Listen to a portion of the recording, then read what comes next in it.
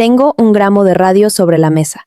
No lo estoy calentando, no lo estoy iluminando, no le estoy aplicando corriente, ni presión, ni ninguna otra forma de energía que se pueda medir desde afuera. Lo dejé ahí el lunes. Hoy es viernes. Mañana será sábado. Dentro de 100 años, alguien, si tiene el instrumento correcto y la paciencia suficiente, va a medir exactamente la misma emisión que yo mido ahora. Una roca sobre una mesa emite energía de forma continua, medible, reproducible. Nadie la encendió.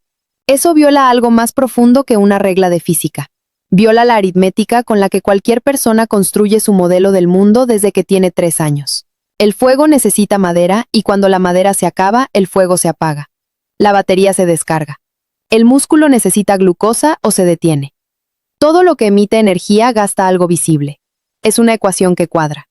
El radio no cuadra. La primera vez que registré esto con el electrómetro, en 1898, en un sótano que hacía las veces de laboratorio. No lo llamé radiactividad porque supiera lo que era. Lo llamé así porque era la única palabra que describía con precisión lo que el instrumento medía. Actividad que producía ionización del aire. Nombré el efecto porque no podía nombrar el mecanismo todavía. Esa distinción importa. El nombre describe un síntoma. Lo que ocurre debajo del síntoma es otra cosa. Y esa es exactamente la pregunta que este video va a responder. La respuesta que casi todo el mundo trae a esta pregunta es razonablemente correcta y profundamente incompleta. La versión estándar dice algo así. La radiactividad es la energía que emiten ciertos átomos inestables cuando se desintegran. Es una propiedad de elementos pesados como el uranio y el plutonio. Esa definición aparece en libros de texto de secundaria, en enciclopedias, en la mayoría de los videos de divulgación que puedes encontrar. Identifica el fenómeno correctamente, pero describe su alcance de una forma que deja fuera todo lo que hace interesante a la radiactividad como fenómeno físico. 3 palabras en esa definición son inexactas de formas que importan. Primera, ciertos átomos. El potasio 40 en los músculos de quien lee esto es radiactivo. El carbono 14 en los huesos es radiactivo.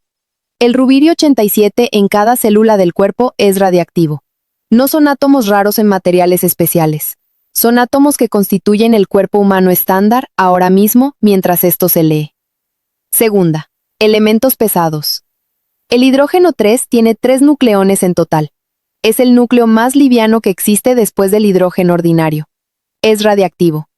Tercera, y esta es la más importante, inestables. La inestabilidad no es una propiedad binaria. No es un interruptor que está encendido o apagado. Es una curva continua de probabilidad de decaimiento que va de femtosegundos, 1/millonésima de un segundo, a cuatrillones de años. La línea que los libros de texto dibujan en la tabla periódica entre estable e inestable es más arbitraria de lo que cualquier texto introductorio está dispuesto a admitir. Una sola medición destruye la imagen de la radiactividad como propiedad de materiales exóticos. El cuerpo humano promedio produce aproximadamente 4000 desintegraciones radiactivas por segundo. No es algo que penetra desde afuera, es algo que ocurre adentro, ahora mismo. La categoría radiactividad como fenómeno exterior y ajeno no sobrevive ese dato. Entonces, ¿qué es realmente? El primer ladrillo. La radiactividad es la manifestación observable de la inestabilidad de configuraciones nucleares específicas. Un núcleo atómico es estable cuando la combinación de protones y neutrones que lo forma tiene una energía de enlace suficientemente alta como para que no exista ninguna configuración alternativa accesible con menor energía total. Cuando esa condición no se cumple, cuando hay una configuración de menor energía a la que el núcleo puede llegar emitiendo partículas o radiación, el núcleo eventualmente hace esa transición. La palabra eventualmente es la clave. No hay un reloj interno que determine cuándo. Hay una probabilidad por unidad de tiempo, constante para cada tipo de núcleo, y el decaimiento ocurre de forma estocástica dentro de esa probabilidad. ¿Y qué significa eso realmente? Significa que si tienes un solo núcleo de carbono 14, no puedes saber cuándo va a decaer. Puedes calcular que tiene un 50% de probabilidad de haber decaído en los próximos 5730 años. Pero el momento exacto no está en ningún lado. No es que esté escondido en alguna propiedad del núcleo que no podemos medir todavía. Sencillamente no existe antes de que ocurra. El segundo ladrillo. El decaimiento es probabilístico, por razones que tienen que ver con la estructura misma de la mecánica cuántica, no con ignorancia experimental.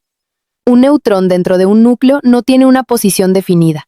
Tiene una función de onda, una descripción matemática de la probabilidad de encontrarlo en cada punto del espacio. El decaimiento radiactivo ocurre cuando la función de onda del sistema nuclear tiene probabilidad no nula de que una configuración de menor energía sea la que se realiza. No hay nada en la física actual que determine cuándo ocurrirá ese colapso para un núcleo específico. Solo la probabilidad de que ocurra en un intervalo dado.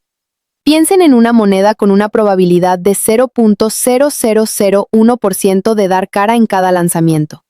Se puede calcular con precisión cuántas caras aparecerán en 1.000.000 de lanzamientos. No se puede saber en qué lanzamiento específico aparecerá la primera. Multipliquen eso por 10 elevado a 23 átomos por gramo de material y la estadística produce la tasa de decaimiento constante y reproducible que se mide en el laboratorio. El número es predecible, el momento individual, no. El tercer ladrillo. Hay 3 modos de decaimiento, y cada uno dice algo diferente sobre el estado del núcleo. El decaimiento alfa ocurre cuando el núcleo tiene demasiados protones y neutrones para su tamaño. Emite un bloque de 2 protones y 2 neutrones, que es exactamente un núcleo de helio 4, para reducirse hacia la región de mayor estabilidad en la tabla periódica. Es como un edificio que descarga pisos enteros porque la estructura no puede sostener el peso propio. El decaimiento beta ocurre cuando la proporción de neutrones a protones está desequilibrada. Un neutrón se convierte en protón emitiendo un electrón y un antineutrino. O un protón en neutrón emitiendo un positrón y un neutrino. La composición cambia, el peso total casi no. La radiación gamma no es un decaimiento en sí misma. Es la energía en exceso que queda después de un decaimiento alfa o beta, cuando el núcleo hijo queda en un estado excitado y la libera como fotón de alta energía. 3 fenómenos que se llaman radiactividad tienen mecanismos completamente distintos y requieren respuestas completamente distintas de blindaje, de dosimetría, de evaluación de riesgo biológico. El cuarto ladrillo, la vida media. El tiempo necesario para que la mitad de los núcleos de un tipo específico decaigan no es una propiedad del material en condiciones externas. Es una propiedad del núcleo, determinada por su estructura interna. Pon un gramo de radio 226 en una habitación a temperatura ambiente. No hagas nada. La tasa de decaimiento en 100 años va a ser la misma que hoy. Lleva ese gramo al centro de la Tierra, donde la presión es de 300.000 atmósferas. La tasa de decaimiento no cambia. Llévalo al interior de una estrella. No cambia. La vida media del carbono 14 es 5.730 años en la Tierra, en Marte, en cualquier galaxia a 13.000 millones de años luz. La invariancia frente a condiciones externas, verificada con una precisión mayor de 1 parte en 10 elevado a 15, es lo que distingue la radiactividad de cualquier otro proceso energético conocido. Es un reloj que no se puede parar, acelerar ni reiniciar desde afuera. El quinto ladrillo es donde la mayoría de las explicaciones se detienen. La constante de decaimiento define una escala de tiempo.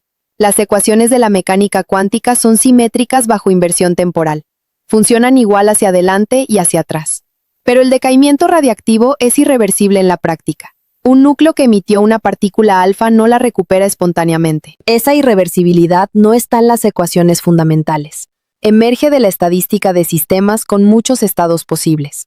La radiactividad es uno de los pocos lugares donde la diferencia entre física microscópica reversible y física macroscópica irreversible es visible directamente con un instrumento de laboratorio, no en una fórmula, en una aguja que se mueve. Ahora viene la parte incómoda, y voy a quedarme aquí más tiempo del que probablemente esperaban.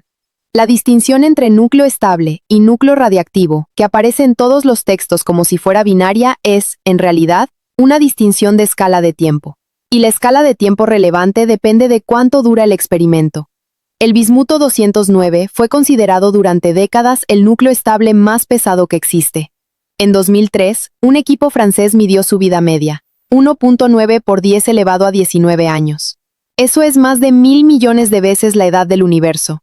El bismuto 209 es radiactivo. Es también, en cualquier sentido práctico, perfectamente estable para cualquier propósito que cualquier ser humano o cualquier civilización pueda contemplar en cualquier escala de tiempo razonable.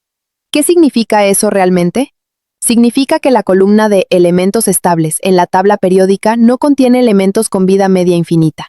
Contiene elementos cuya vida media no hemos podido medir porque excede la duración de cualquier experimento posible con la tecnología disponible. La implicación no está en los libros de texto, y es la siguiente. No sabemos con certeza cuántos elementos estables de la tabla periódica son en realidad radiactivos con vidas medias demasiado largas para ser detectadas. El límite experimental actual para vidas medias de decaimiento alfa en núcleos pesados está alrededor de 10 elevado a 24 años. Los núcleos con vidas medias entre esa cifra y el infinito son inaccesibles a la física experimental actual. La tabla periódica no tiene una columna de elementos estables. Tiene una columna de elementos cuya radiactividad no podemos medir todavía. Eso tiene consecuencias filosóficas que la física cuántica no resuelve completamente, y que voy a nombrar con su forma exacta porque me irrita que nadie lo haga. Si todos los núcleos tienen alguna probabilidad de decaer por algún mecanismo en alguna escala de tiempo, entonces la estabilidad absoluta no existe en el universo material. Solo existen distintas escalas de tiempo de inestabilidad. Lo que llamamos estabilidad es inestabilidad demasiado lenta para que la hayamos medido todavía. La materia no es estable, tiene dirección, tiene un vector hacia configuraciones de menor energía, y ese vector opera en tiempos que van de femtosegundos a escalas que exceden la edad del universo por factores que no tienen nombre en ningún idioma. Siéntense con eso un momento. No voy a resolverlo rápido. Hay 3 conexiones que casi nadie traza desde este mecanismo. La primera, el carbono 14 en el tejido vivo no es solo un marcador para datación arqueológica, es una fuente constante de mutaciones espontáneas en el ADN. Cada desintegración de carbono 14 en el interior de una célula produce un electrón de alta energía que puede ionizar moléculas adyacentes, incluyendo las bases nitrogenadas del ADN. El cuerpo humano produce aproximadamente 3.000 desintegraciones de carbono 14 por segundo en tejido blando. La mayoría del daño resultante es reparado por los sistemas de reparación del ADN. No todo. Hay una fracción de mutaciones espontáneas en células vivas que es causada por la radiactividad natural del carbono que forma parte del propio ADN. La evolución no ocurrió en ausencia de radiactividad, ocurrió en su presencia constante. Y los mecanismos de reparación del ADN que existen son en parte respuesta a esa presencia. La radiactividad no solo penetra desde afuera, es estructuralmente parte del material del que estamos hechos. Y los sistemas biológicos que nos mantienen funcionales evolucionaron en parte para manejar eso. La segunda. El calor geotérmico que mantiene activo el manto terrestre proviene en aproximadamente la mitad de su volumen de la radiactividad del potasio 40, el uranio 238, y el torio 232 en el interior de la Tierra. Ese calor impulsa la convección que mueve las placas tectónicas. Las placas tectónicas producen volcanes y terremotos, pero también regulan el ciclo del carbono. Absorben carbono en la corteza subductada y lo liberan por volcanismo.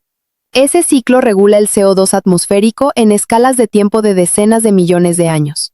Sin ese ciclo, la regulación climática de largo plazo que ha mantenido la Tierra habitable para la vida compleja durante cientos de millones de años no habría existido. Marte no tiene actividad geológica. Su manto se enfrió hace más de 2.000 millones de años. Marte tampoco tiene vida compleja. La radiactividad no es una propiedad de materiales peligrosos. Es el motor térmico que hace que este planeta sea habitable. La tercera conexión. La radiactividad fue descubierta, nombrada, medida y aplicada. En medicina, en geología, en física nuclear, antes de que hubiera una teoría completa de por qué ocurría. La mecánica cuántica que explica el decaimiento como proceso de tunelamiento a través de la barrera de potencial nuclear fue desarrollada en 1928 y 1930 por George Gamow independientemente de Gurney y Condon, 30 años después de que yo midiera las propiedades del radio con el electrómetro. Se sabía qué ocurría, se medía con precisión. Se aplicaba en múltiples contextos, y la explicación de por qué era mecánicamente posible llegó 3 décadas después. Los libros de texto presentan el conocimiento en el orden lógico. La ciencia experimental lo descubre en el orden opuesto. Hay 2 fronteras abiertas que merecen ser nombradas. La primera, ¿existe algún mecanismo físico que pueda modificar la constante de decaimiento de un núcleo radiactivo de forma medible en condiciones de laboratorio accesibles? La invariancia de la vida media frente a condiciones externas es una de las propiedades mejor verificadas de la física nuclear, pero bien verificadas significa verificadas en los rangos de temperatura, presión y campo electromagnético accesibles experimentalmente. A densidades y campos magnéticos extremos, como los que existen en el interior de estrellas de neutrones, la física del núcleo cambia de formas que los modelos predicen, pero no pueden verificarse directamente. Hay un puñado de experimentos que han reportado modificaciones pequeñas en tasas de decaimiento beta en ciertos isótopos bajo condiciones extremas de ionización. Con átomos completamente despojados de electrones, el decaimiento beta cambia porque no hay electrones disponibles para captura. Esos efectos son reales pero pequeños. Si existe un mecanismo para modificar tasas de decaimiento alfa en condiciones accesibles, no ha sido identificado. La segunda, si el protón libre decae con alguna vida media finita, eso sería el decaimiento más lento del universo material. Los detectores de Super Kamiokande en Japón han establecido que la vida media del protón, para los modos de decaimiento más probables según las teorías de gran unificación, es mayor que 10 elevado a 34 años. Si el protón es estable de forma absoluta, eso impone restricciones severas sobre las teorías que intentan unificar las fuerzas fundamentales. La respuesta experimental, en cualquier dirección, no está al alcance de la tecnología actual. Lo que esas dos preguntas tienen en común es que tocan el límite de la categoría radiactividad como fenómeno, el punto donde la inestabilidad nuclear se convierte en una pregunta sobre si la materia misma, en su forma más básica, tiene una duración finita. Al principio de este video, la radiactividad era la propiedad peligrosa de ciertos materiales especiales. Algo que está en las centrales nucleares, en los hospitales, en los accidentes que aparecen en las noticias. Ahora tiene otra forma. Es el nombre que le puse en 1898 a algo que ocurre en el cuerpo de quien ve esto, en las rocas debajo de sus pies, en el interior de la Tierra que mantiene activo el manto, en los núcleos de carbono del ADN de cada célula de cada ser vivo en este planeta. No es una propiedad de materiales exóticos. Es una propiedad de la materia cuando la configuración de su núcleo tiene acceso a una configuración de menor energía.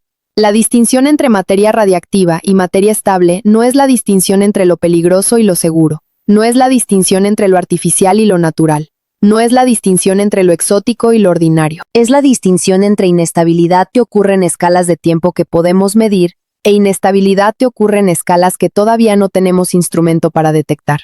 Lo que yo medí con el electrómetro en 1898 no era una anomalía de ciertos minerales. Era el universo mostrándome que la materia no es estática, que tiene dirección, que la permanencia que percibimos en los objetos que nos rodean es una permanencia de escala de tiempo humana, no una permanencia de principio físico. El radio que brillaba en la oscuridad de ese laboratorio no era excepcional. Era la materia siendo lo que la materia es, en una velocidad que por una vez era visible.